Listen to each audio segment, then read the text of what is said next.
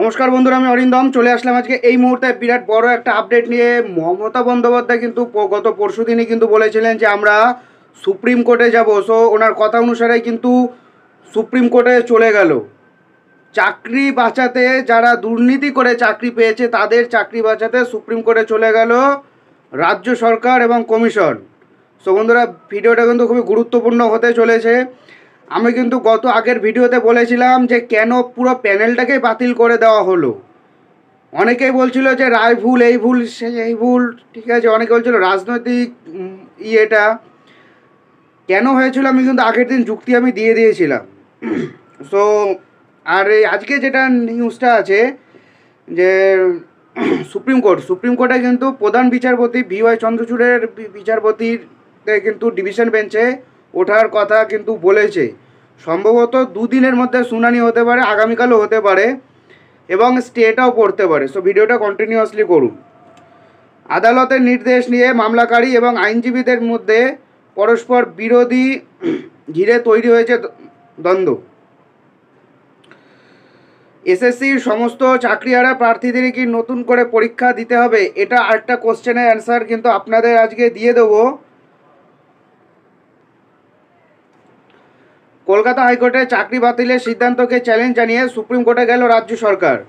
প্রায় 26,000 শিক্ষকের চাকরি বাতিল নির্দেশ দিয়েছে আদালত। তার বিরুদ্ধে শীর্ষ আদালতে মমতা বন্দ্যোপাধ্যায়ের সরকার।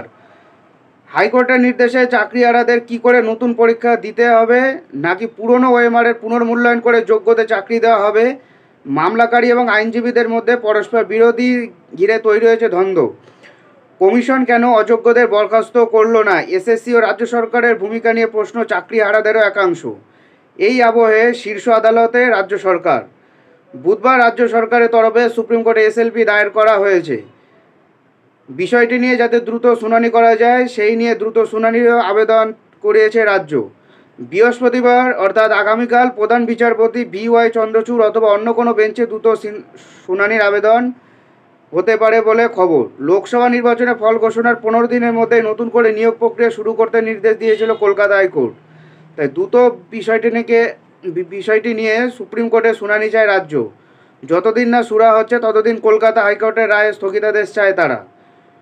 লোকসভা নির্বাচন চলাকালীন সোমবার নিয়োগ দুর্নীতি মামলায় রায় ঘোষণা করে কলকাতা হাইকোর্ট। বিচারপতি দেবাংশু বসাক এবং বিচারপতি মোহাম্মদ সাব্বির রাশিদির ডিভিশন বেঞ্চ 2016 সালে এসএসসির সম্পূর্ণ নিয়োগ প্রক্রিয়া বাতিল করে দেয়। গ্রুপ C, D এবং নবম দশম মিলিয়ে 25,753 জনের চাকরি বাতিল হয়। সো বন্ধুরা, আগামীকালও উঠতে পারে বা তার পরের দিনও উঠতে পারে। A to Z কোনো আপডেট পেলে আমরা অবশ্যই আপনাদের জানিয়ে দেবো। সো ভিডিওটা যদি ভালো লেগে থাকে তাহলে অবশ্যই সাবস্ক্রাইব করে আমাদের পাশে থাকুন। দেখা হচ্ছে পরের ভিডিওতে। ভালো থাকবেন সবাই। নমস্কার। জয়।